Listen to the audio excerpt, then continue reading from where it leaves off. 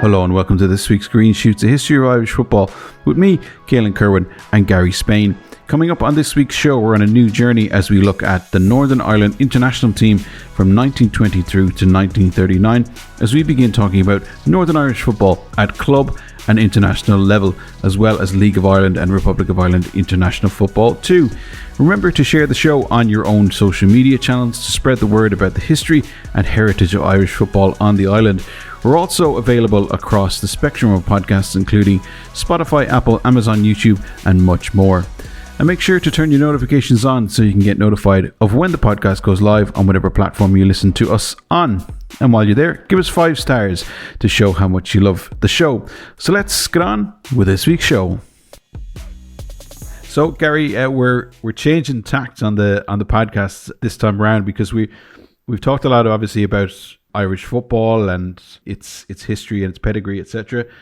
But it's always been kind of, I suppose, centered around the Republic of Ireland football team and the League of Ireland, etc. But we wanted to kind of start talking about Northern Ireland football as well, because that's probably just as important on the island of Ireland as well, in terms of, I suppose, number one, the pedigree of players that it's put out over the past kind of 100 years, etc. as well, but also obviously because its domestic league is right next door to us as well. We're going to start off probably around about 1919, 1920, and as we kind of touched on in previous podcasts, it's a very upheaval time, I suppose, in Northern Ireland football at the time, isn't it? Yeah, so I mean, obviously we had the split, but we also had, at that time, the War of Independence was going on. That was followed by the Civil War south of the border. So I think it's fair to say there was less upheaval in what's now Northern Ireland. So Northern Ireland was obviously founded in 1921, but there was less upheaval in Northern Ireland. There was more of the issues and trouble were south of the border. And I don't want to rake over the coals of the split again, but part of the reasoning was that it was deemed unsafe to play certain games in Dublin, whereas it was able to continue as normal in Belfast.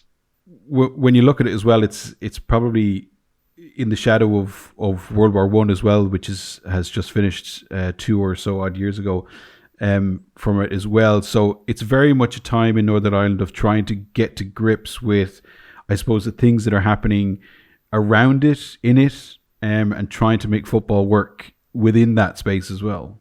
Yeah, I mean, football was just coming back to normal after the end of World War I. I mean, after Ireland, or Northern Ireland as it is now, the IFA won the home championship in 1914. Football was suspended, so it didn't get to play again until 1919. And obviously the world had a very different landscape at that point.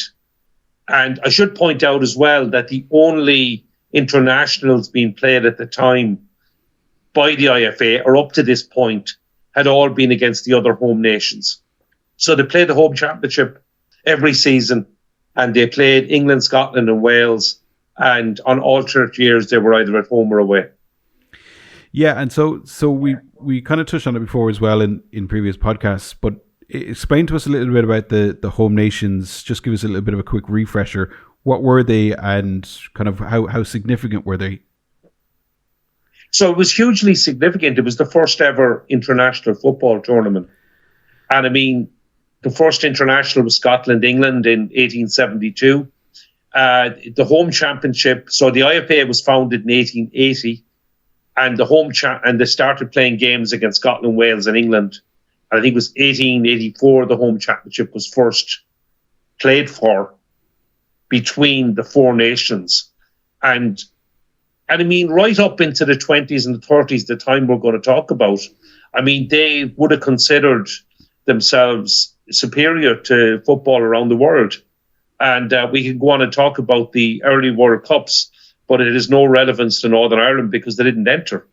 England didn't enter, Scotland didn't enter, etc.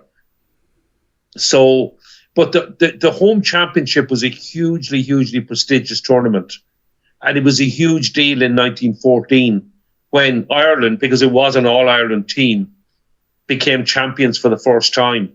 And that included, as we talked about before, the 3-0 win over England at Ayresome Park, which became known as the St. Valentine's Day Massacre. And talked about the players, the huge influence, those south of the border as well as north of the border, who contributed to this great win. I mean, there was Patrick O'Connell. I'm going to leave somebody out. There was Val Harris, Patrick O'Connell from Dublin, Sandy Craig from Galway. I mean, we talked about some of those before, but they were the contributors to this title win in 1914. Yeah, and ironically, I suppose you could call it an all-island team, really, couldn't you? I mean, well, absolutely. There's players from the South playing in I suppose what you consider Northern Ireland's team. Yeah, well, I mean, actually, you can consider the team up until 1950 to be an all-island team, because the IFA never stopped picking players from south of the border. They continued, maybe a bit around the split, maybe not, but certainly from there was many southern players in the 20s and 30s and into the 40s that played for Northern Ireland, and many were dual internationals. They also played for what is now the Republic of Ireland. But certainly the team in 1914, there was one football association in this island, there was one national team, there was one effectively country in this island in 1914, obviously part of the UK, but that Ireland team was an all-island team that won the home championship. And we may refer to it now as Northern Ireland, but Northern Ireland didn't exist at the time. That's true, yeah. So give us a little, I suppose, window into who this kind of Northern Ireland team are at this kind of point in the early 20s. Like who are the players, and maybe talk to us a little bit about how good or how bad this team was. Well, it depends what way you look at it. If you look at there's a few interesting stories. There's some great players I will talk about, more focus on the centre forwards. But if you look at the home championship tables, you would have to say of the four home nations, Northern Ireland were clearly the least successful. I mean, Wales were incredibly successful in the 20s. They won a few home championships in the 20s and into the 30s. They were very successful. Scotland were hugely successful. They won a number. They were, in fact, if anything, the dominant team at the time. And England, of course, were always there or thereabouts, winning home championships. So, with a few exceptions, and I will talk about the positives, you would have to say that in the 1920s and 1930s, Northern Ireland were very much fourth best. But having said that, there were some glorious moments. And you can even start with the first game back after the war was a 1-1 draw with England. And Northern Ireland did go on a 10-year unbeaten run at home against England, which was quite an achievement. Wow. And that included a couple of wins in 1923 and 1927. And actually up until David Healy scored that incredible goal in Windsor Park in 2005, England hadn't lost on Irish soil since 1927. So there was a long wait. There weren't too many in Windsor Park that day that would have been around in 1927 for the 2-0 win. Yeah, and I suppose there's probably similarities there with the Republic of Ireland in terms of we were kind of surrounded by, I suppose, two dominant forces of football at the time, which was Scotland and England, and it was always kind of essentially where were you going to end up if they didn't end up at the top. So it was always that kind of I suppose that kind of juxtaposition between us and them as well. Yeah, I think that's probably, in particularly England, I suppose. I mean, even to this day, most Irish football fans, it might be somewhat controversial, but it's the truth. Most Irish football fans support an English team. It's Liverpool, it's Man United, it's Leeds United, whoever it is. Most people, in fact, if you stop people in the street, even today in Limerick or Dublin or Cork, and you ask them, which football team do you support? It's rare you would hear Shamrock Rovers, Shelbourne, Cork City, Galway United. You're much more likely to have Liverpool, Manchester United, Leeds United, Arsenal, Tottenham, whoever it is. So that's the reality. That's what it is. And I mean, I suppose, and many of us even look to the great days of our national team, certainly from Republic's point of view, Goodison 49, Stuttgart 88. From the Northern Ireland perspective, they will certainly talk about David Healy in Windsor Park. I mean, they beat Spain a year later in Windsor Park, and David Healy got a hat-trick. He got a hat-trick, and that was an incredibly good Spanish team. But I think there's more talk about the win over England in 2005.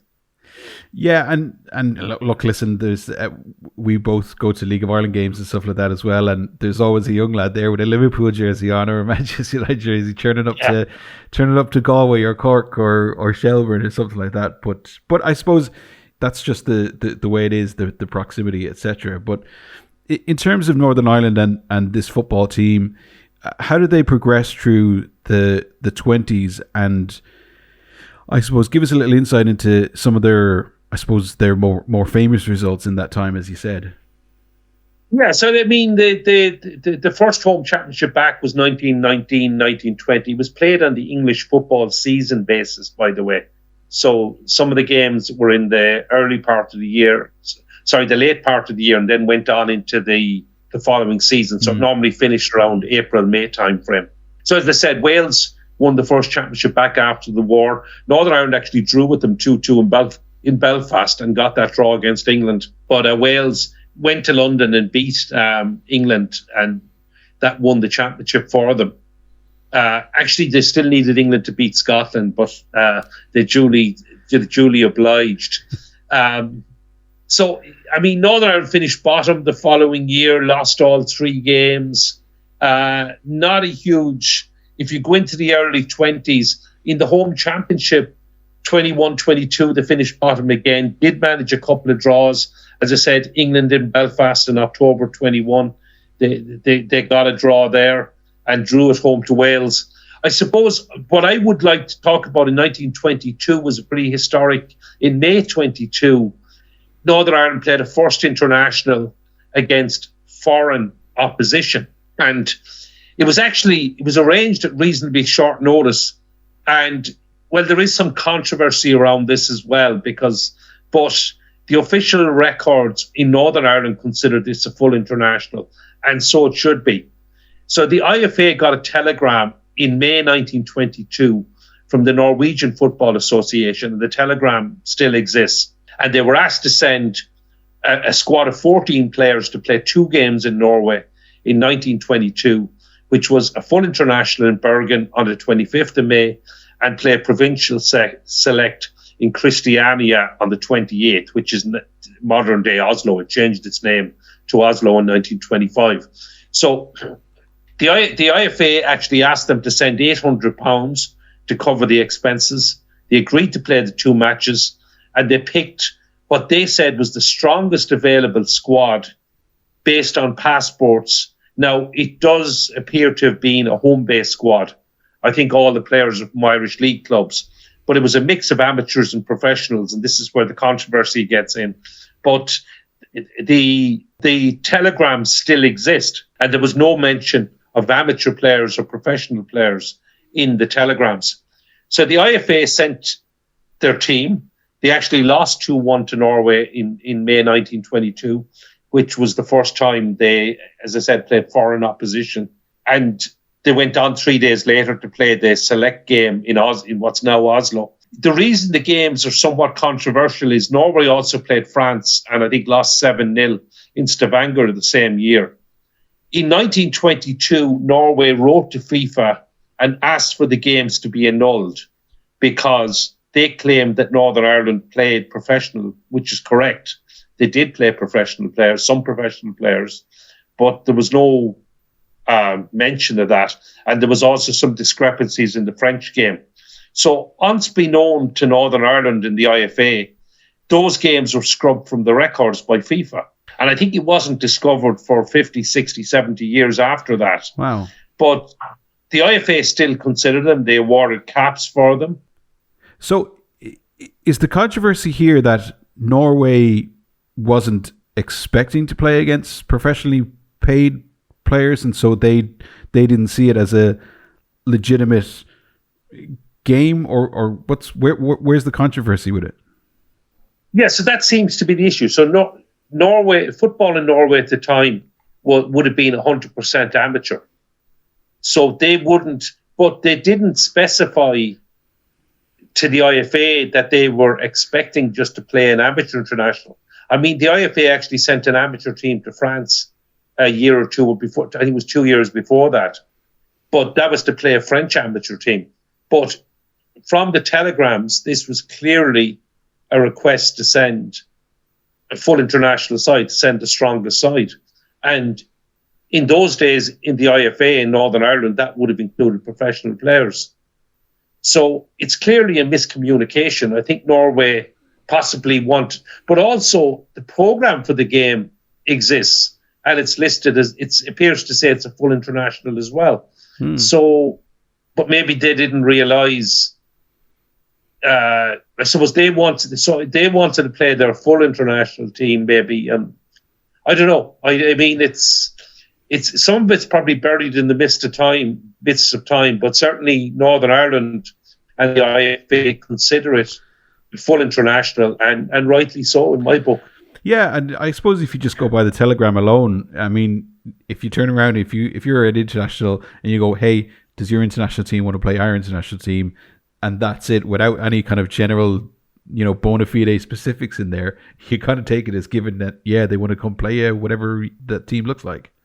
Okay. So one more thing I think that needs to be mentioned, and probably in fairness to FIFA and the Norwegian FA, that the regulations at the time did not seem to recognise amateurs playing against professionals. So I think a few years after that, it did change, and those internationals were allowed.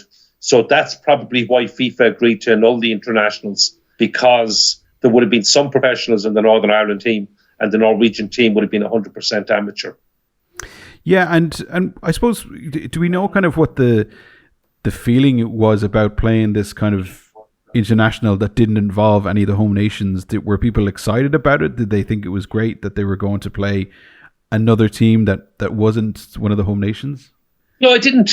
There doesn't seem to have been. I'm just looking back at contemporary newspaper reports, and there wasn't a lot in the newsletter. They did mention the request, which seemed to come about only about 10. This was only arranged about 10 days in advance. So obviously people had to take time off work. Some people, and they did caveat that some people didn't have passports and wouldn't have been able to get passports in time, because of course they wouldn't have needed. In fact, I would suspect most players didn't have passports because they wouldn't have needed a passport to play against Scotland, Wales or England. And it's very, very unlikely people would have been travelling abroad to Europe in those days. Yeah, absolutely. Yeah. And in terms of the home nations, then again, it's I suppose it's another disappointing. So we're bottom again. There were no wins. There was a draw with England and a draw with Wales, but again finished rock bottom of the home championship in 1922. So it was a disappointing season again. Yeah. By comparison, then in 1923, they had a good run at the British Home Nations Championship, didn't they?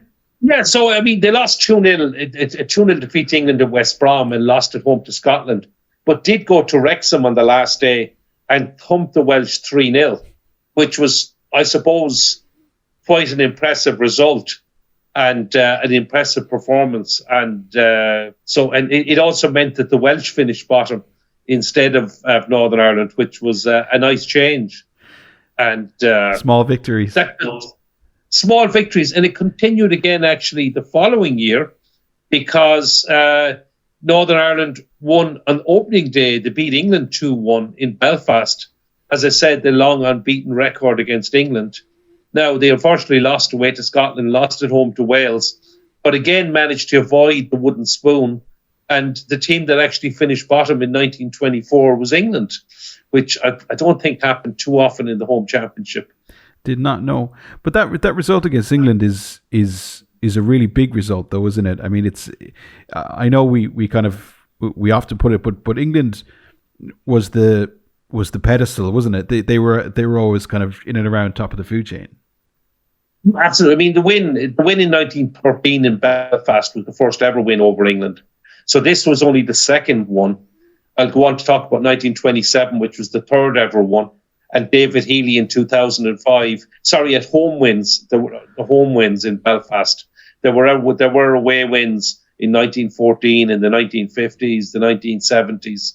So that's the away wins are a different matter. But England's four defeats on this island were in 1913, 1923, 1927, and 2005. Unfortunately, the Republic of Ireland have never beaten England in Dublin unless you count the 1995 abandoned game, but that's for another that's another podcast. Talk to us about where the home games were played. Was it the Oval? Was it Windsor Park? Did it kind of move around, or was it always Windsor Park? So they weren't always in Windsor Park in those days. So Windsor got quite a few games. And I should actually talk about another game in 1924, which is also one that was a little bit shrouded in controversy and it's probably flipped status.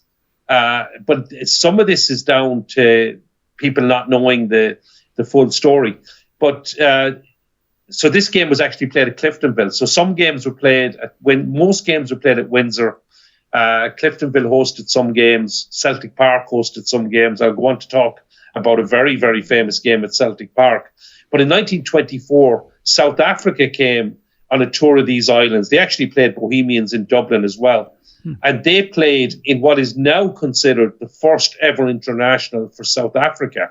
And at the time, it was played as a senior full international in Belfast. Somehow, in the record books, it got classed as an amateur international. Back at the time, there were some things to say it was professional. One, there were professional players played in it, so they wouldn't have been eligible to play in an amateur international. Two, Northern Ireland played in blue shirts, which they played in at the time up until the 1930s. The amateur side played in green shirts. And three, the players were allowed to keep their shirts, which wasn't allowed for the amateur players. So certainly the side that played South Africa in 1924 was a full international side. But for some reason, and I'm not sure in the facts or whatever happened, it got listed as an amateur game. And it only got changed about it's actually this century, the early part of this century, that the proper research was done again and it was reclassified as a full international. FIFA recognized it as a full international and South Africa recognized it as their first ever full senior international. And they actually beat Northern Ireland in Belfast as well at Solitude. Can I ask you as well, as a football historian, etc., why do you feel things like that are important? In other words, being able to revise something and go, actually, that is a full international. Why is that important? And I suppose why is it that important to a country who's involved? Well, I think it's very important to get it right. I mean, it's the history of the game. And I mean, these players, some of the players on that team were professional players. So they can't really be classed as amateurs. And it wasn't an amateur international. And it was just something that was wrongly recorded at some point in a reference book and suddenly got picked up by everything after that and left as amateur. And I think it is important to go back and correct the record. And also obviously the players that played in 1924 are no longer with us. But I mean, their descendants, their families, perhaps in some cases, I don't know off the top of my head, perhaps in some cases they were the only caps those players got. So it's important to be recognised. And I will go back to the Republic of Ireland, the Irish Free State as it was then. Obviously last year we recognised the 1924 Olympics as being senior internationals, and the subsequent games against Estonia and the USA. And I mean, certainly the USA was definitely wrongly classified as amateur because we played professional players that were ineligible for the Olympics. So I don't want to go back through that rabbit hole again, but I think it's very important to get it right and to recognise the players that did play at a senior level for Northern Ireland, or Ireland as it was then. Yeah, and I suppose from that point of view as well, it's also the accomplishment of getting to play for your country, really, isn't it? Because you're part of the 1% of the 1% that gets to play professional and at that top level. Oh, absolutely. And I mean, and it's another thing to bear in mind is there were so fewer games in those days, and obviously so fewer caps. I mean, I'll go on and talk about a record cap holder, but I mean, the world record was a guy called O.M. Stanfield, who I think was it 20 caps off the top of my head. He held a Northern Ireland player, an Irish player, held the world record back in the 1890s. And so, I mean, players today are getting to 50 caps, 75 caps, 100 caps. That was unheard of in those days. I mean, Elisha Scott set the Ireland record of 31 in 1936, and he had an incredibly long career with Liverpool, with Ireland, etc. So, I mean, even earning one cap in those days was quite an achievement because there weren't that many games. And these days we play so many friendlies, so many qualifiers, competitive games. A lot more players get capped. So there were certainly some very good players. I want to talk about some of the others at the time. Some incredible players who were very fortunate just to get a single cap, or some got none at all. Yeah, interesting stuff. We're into 1925 then, and 25 and 26. So where's Northern Ireland now in terms of their team and how they're playing? So probably unfortunately losing in 25, finished bottom again, did get a scoreless draw in Wrexham, but that was the only point for the home championship. 26 was significantly better. Again, the home draw with England in October 25, so that would have been a 4-match home unbeaten run against England. A 3-0 win over Wales, which was very impressive. And went to Glasgow with a chance, with basically... In February 26, the home championship was on the line in Glasgow between Scotland and Northern Ireland. Scotland still had to go to Manchester as well, but they effectively ended Northern Ireland's interest with a 4-0 win. So it was pretty comprehensive, but at least Northern Ireland got to play for the championship, which was the first time since 1914 that they were in contention for it. Yeah, and it's... sorry, go on. Should mention England finished bottom again and Scotland were home champions. you just didn't want to pass that up, did you?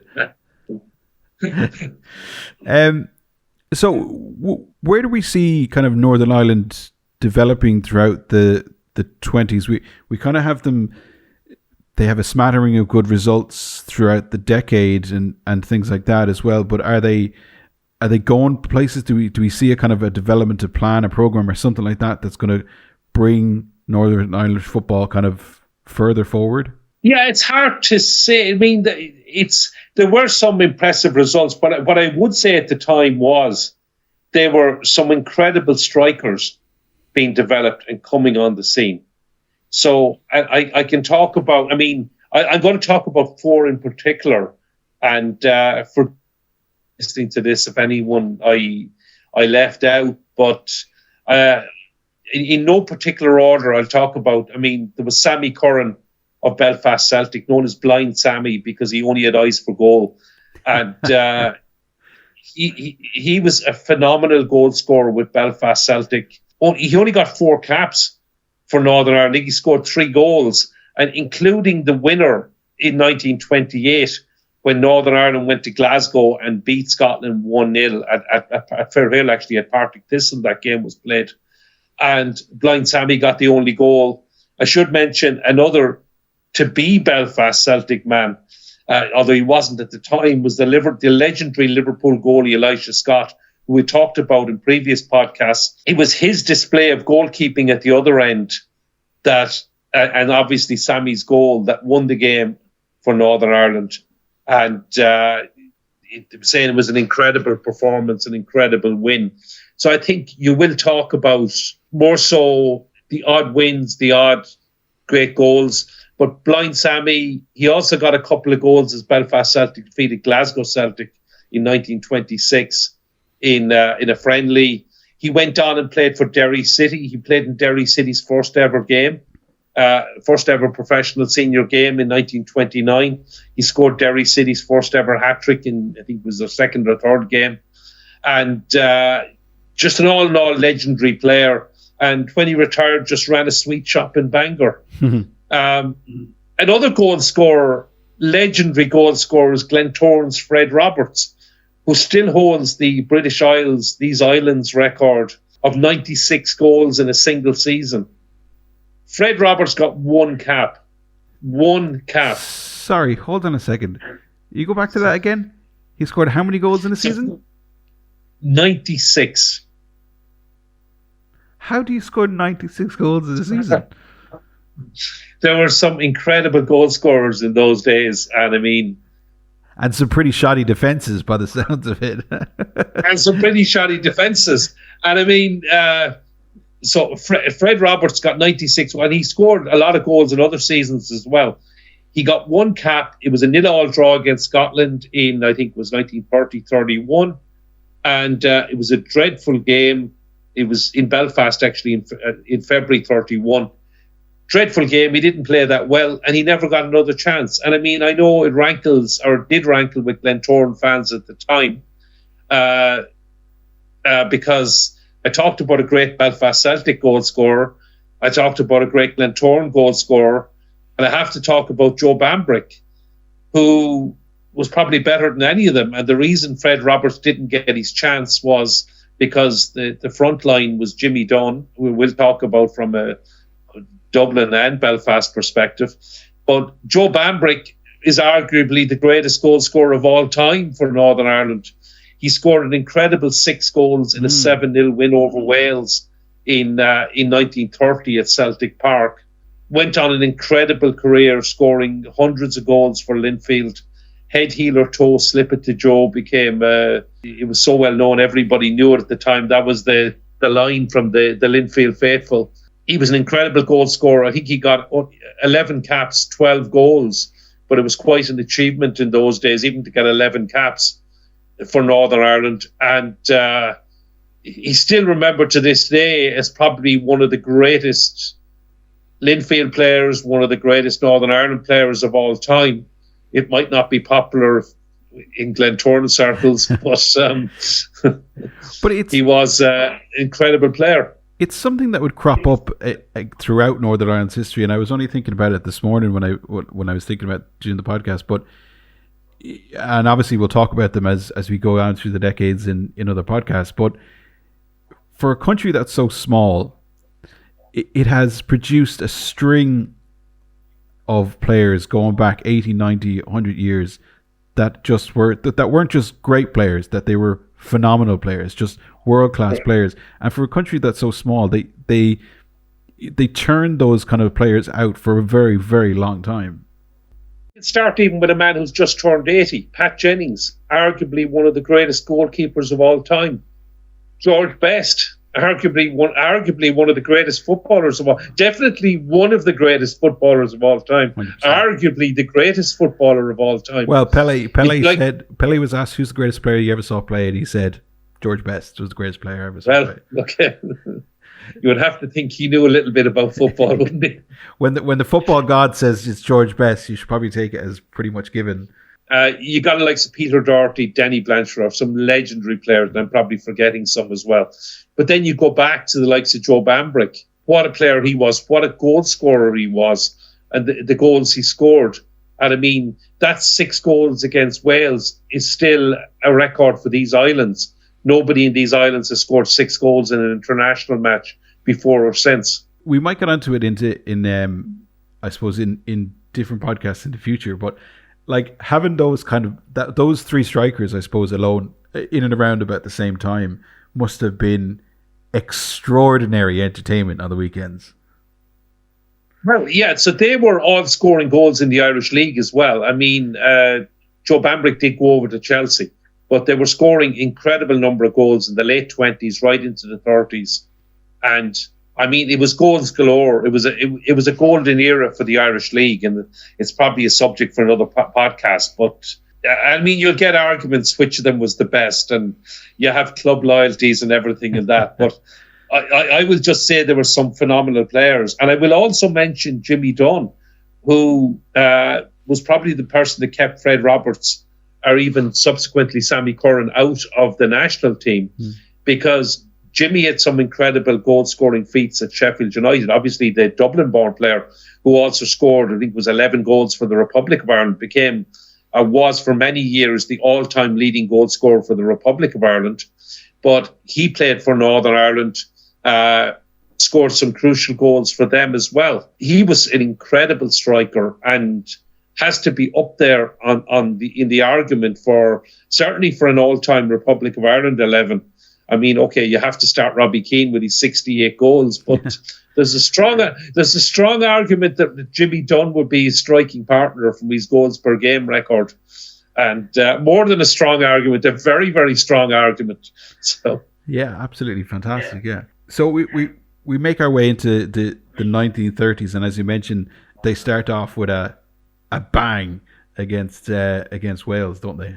Yeah. So that win, that 7-0 win over Wales in the 29 home championship, it did only avoid the wooden spoon, although there was still a trip to Glasgow to come after it. But it actually put Wales rock bottom of the championship. So, but quite an achievement. There had been the first defeat at home to England.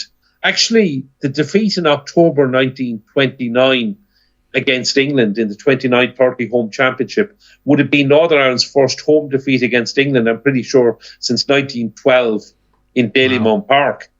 So that would have been, I appreciate it was war interrupted, but I'm pretty sure I'm right on that. It would have been a 17 years unbeaten home record against England. Of course, well, what is it now? Have England been back to Windsor Park since David Healy? I don't think they have, but they haven't too played, scared. so they don't want to go back. Too scared. So, but that would have been quite an incredible record in those days. So went on to unfortunately, 1931, it was bottom again of the home championship. A creditable home draw against Scotland, but a defeat in Wrexham on the last day meant Wales avoided the wooden spoon. So there might have been a lot of goals being scored, but it was a case of Northern Ireland struggling, really, and all the other home nations. I mean, Wales won quite a few home championships in the 20s and 30s. Scotland and England obviously won quite a few as well. England would have won it in 1930. England won it in 32. Scotland won it in 31, etc. Wales won back-to-back in 33 and 34. So, I mean, unfortunately, it was Northern Ireland, the ones that were suffering. The odd win over Wales, a 4-0 win over Wales in 32, avoided the wooden spoon again. Sorry, in 31, December 31 in the 31-32 season. Yeah, you mentioned some great players there earlier, and odd that they didn't win a home championship since 1914. They wouldn't win it for another, 36 years or something later. In 56 was the shared. Well, that was only the shared one, yeah. So they didn't win an outright home championship from 1914 until 1980. And then, of course, we will have to go on and talk about that. They won it again in 1984 and remain, however many years on. I don't even want... So where's Northern Ireland football going in the meantime then? Because you get this kind of smattering of great results throughout the 20s and 30s. You get some really kind of big results away from home as well in the 30s. So it seems as if it's kind of it's got good players, but it's not able to put the final puzzle together. Yeah, you'd have to say the other home nations would have been very strong as well. You know, I mean, there was a notable win in Glasgow in September 33 and the opening day. And a draw with Wales actually was the only points Wales dropped in winning the 34 home championship. But it's very hard to put, I suppose, three games together when there was some very strong English and Scottish teams in particular. And Wales obviously were certainly in some years were incredibly competitive. But there weren't too many. You can maybe pick out one or two. There weren't too many heavy defeats. see a 4-1 defeat by Wales in Wrexham, 4-0 by Scotland, I suppose, in 32. Maybe England got 6 in 31. So there might have been the odd heavy one. Maybe it was later into the 40s and 50s where some of the heavier defeats came in. And obviously in the early days, there were some shocking results as Northern Ireland were just starting out in international football. I suppose it was an incredibly competitive time. It was hard. I mean, in 34, the win over Scotland in Belfast meant Scotland only shared the championship. Scotland won the other 2 games. They beat England in Glasgow, but their defeat to Northern Ireland meant to share the championship with England. But that was the only win Northern Ireland got. They lost England and Wales. So it was a case of the odd really great result without ever putting a 3-match campaign together to actually win a home championship. It seems as if I dare to say it, but there is similarities in that with, I suppose, the Republic of Ireland as well, in that there would be times when they'd win a game and the expectancy would be high and people would go, geez, we could be onto something here, and all of a sudden you just this row of losses just come in, sometimes to teams or matches that you probably should win, etc., with your chances and stuff. So there is that kind of similarity there, where it kind of I suppose the expectancy of winning and the hope of winning was probably greater than what actually happened on the pitch. Yeah, no, I mean that's probably fair comment. And now they were up against tough oppositions, but unfortunately, none of the home nations. I mean, the World Cup started in 1930, and none of the home nations didn't enter in 30, 34, or in 38. It seems like now, when you look back on that now, it just seems like such a waste, to not take the opportunity to go to a massive tournament. I suppose it wasn't massive at the time, but in terms of the history of your country in their footballing sense, not go to a World Cup when the opportunity arrives so easily to do so seems frustrating, weird to us now, I suppose. Yeah, I mean, it's very hard to look back. What's almost 100 years now. I mean, the centenary of the World Cup is coming up in 5 years. It's very hard to look back and see. I suppose you're looking at things through a very different prism. Yeah. But it does seem strange that the World Cup and even internationals. I mean, England and Scotland were regularly playing foreign opposition at that time as well. But the IFA, they weren't inviting teams. I mean, the next team to Belfast, I think, was France in 1951. They were still just playing the home nations. The other games were incredibly rare against other nations, apart from England, Scotland, and Wales. And as you say, it's strange they passed up on the opportunities to try and qualify for World Cups. And you have to think they would have achieved it. Is there any insight in terms of your footballing history knowledge or insights? Is there any particular reason why there is this hesitancy to play non-home nation teams, in that it seems like it's the only thing that they wanted to play, and they didn't seem too bothered to play about playing a France or an Italy, or like something like that? I don't know. I mean, the short answer would be I don't know. I mean, maybe some of the ideas could be that the Norwegians had to pay for all the expenses. Back in 22, they did offer a return match, but the IFA just decided to take the expenses, and so they were willing to pay at a no cost. But it does seem strange, even with all the teams coming to Dublin in the 20s and 30s, that none of them would have gone north. I mean, when the Republic of Ireland eventually got to play England in 1946, it was in the back of them playing in Belfast on a Saturday, the 28th of September, and then they came to Dublin on the Monday. So you would have thought that the countries like Hungary, Switzerland, Germany, Spain, Poland, all the countries coming to Dublin, Belgium came so often, the Dutch came to Dublin, all those countries coming to Dublin in the late 20s, early 30s, that it seemed strange none of them were invited to to play in Belfast. But I'm not aware of any discussions, or probably you'd need to ask maybe some Northern Ireland football historians the real reason if it's not lost in the midst of time. But certainly they seemed quite happy just to play in the home championship. But as in the case of the Norway game or the South Africa game, when South Africa came on that tour of these islands, they were certainly willing to play teams. So it's hard to know. Yeah, I suppose part of it as well. You're playing England and you're playing Scotland, probably two teams that are considered in their minds as well two of the best teams in the world. So it's kind of a little bit of give and take.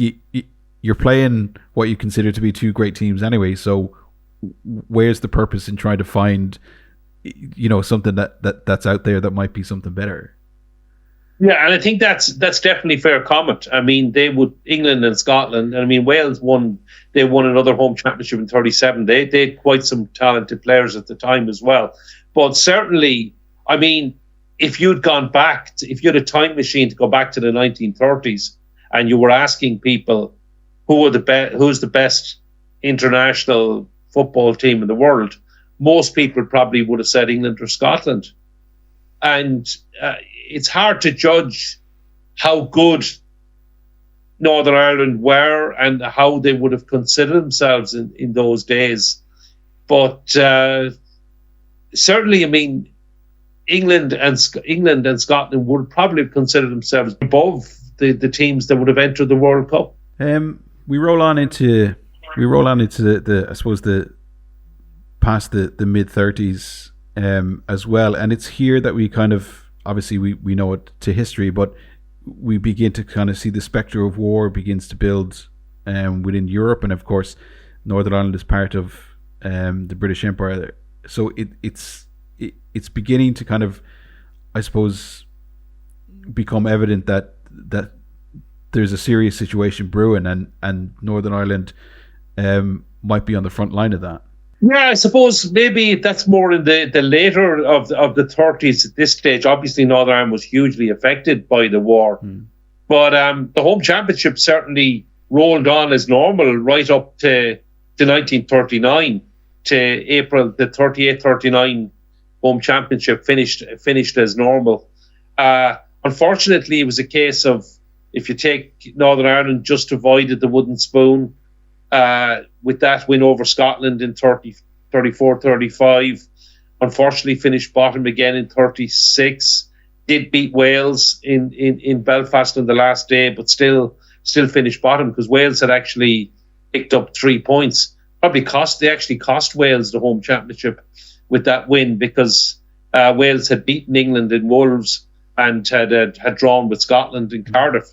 So had they won in Belfast, they would have been home champions.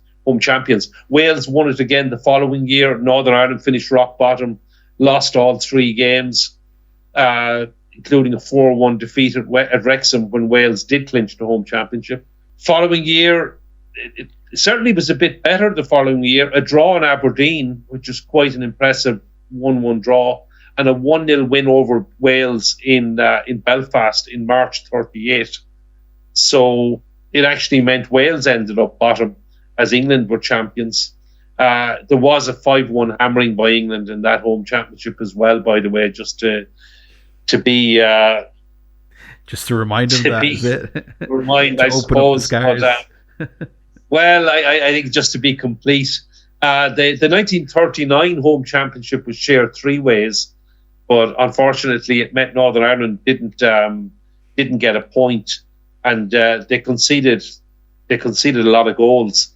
A 7-0 defeat by England in particular, 3-1 defeat in Wales, and a 2-0 defeat by Scotland. So the championship was shared. Wales had managed to beat England in Cardiff in October 1938. So everybody beat Northern Ireland, and England beat Scotland, and Scotland beat Wales. Yeah. And obviously then we go into 1939, and that's when football stops essentially for about 7 years ish there because of World War II. Is it? I know it's because of the war, but is there? Am I right in saying there's league football still happening in Northern Ireland, club football during that period? Yes. So what club football did happen, but what actually happened, it was considered a regional league. So instead of the Irish League, they called it the North Regional League, and a lot of the provincial clubs actually had to withdraw. So I'd have to look back on the exact record, but the likes of Glenavon, Newry Town had been in senior football in the 30s, and they went out in the 30s. But certainly it became, for the 40s, more of a Belfast league, because I suppose there was travel costs. There was, Northern Ireland was very, certainly north of the border, they were very much more affected by World War II than we were in the Republic. And I mean, there was rationing for butter, rationing for food, etc., north of the border. I mean, there would have been rationing for there would have been rationing for petrol and fuel and all that kind of stuff. So that would have thrown the whole kibosh on the travel anyway. Yeah, absolutely. And whereas the league south of the border, football continued more or less as normal, and there were teams from Cork and Sligo did have to go out of football in the 40s, all right. There were certainly provincial teams playing south of the border, but north of the border it was mainly the Belfast clubs. It was Linfield, Glentoran, Cliftonville, Distillery, Belfast Celtic, etc. So how do we sum up then the 20s and 30s for Northern Irish football then? I suppose you would have to say they were the least successful of the four home nations, but you can certainly throw in some incredible results and some great days. The wins over England in 23 and 27, that run of number of draws as well. Those wins in Glasgow, that great win at 28 at Partick Thistle, went again to Glasgow and won in 33. You have to talk about Joe Bambrick and the 6 goals, the 7-0 win over Wales at Celtic Park. So there were some incredible moments, but unfortunately there was never a season when they could put everything together to actually win or even share a home championship. So given that Northern Ireland entered the period as reigning home champions, probably those 2 decades in general would have been seen as a bit of a disappointment. Absolutely, yeah. But as we'll talk about in future podcasts about Northern Ireland football, there was brighter days to come, some much more brighter than others down through the decades, but they certainly made a good account of themselves in the future as well. And we'll also be talking about some Northern Ireland club football as well down through the decades, maybe talking about some of those great teams that came from there, and some, as we've discussed before in other podcasts, some great European nights in there as well for some club teams too. But our first foray into Northern Irish football and the international team is our podcast today. And Gary, as ever, thanks very much for your insights and the great kind of look at Northern Ireland football as we kind of move into that. Thanks, Kehlan. Well, that's it for this week's show and our first foray into Northern Irish football. Remember to share the show on your social media channels to spread the word about the history and heritage of Irish football on the island. Make sure to turn your notifications on so you can get notified when the podcast goes live on whatever platform you listen to us on. And remember to support your local League of Ireland and Northern Ireland Football League team. It's our history, it's our game. Until next time, bye for now.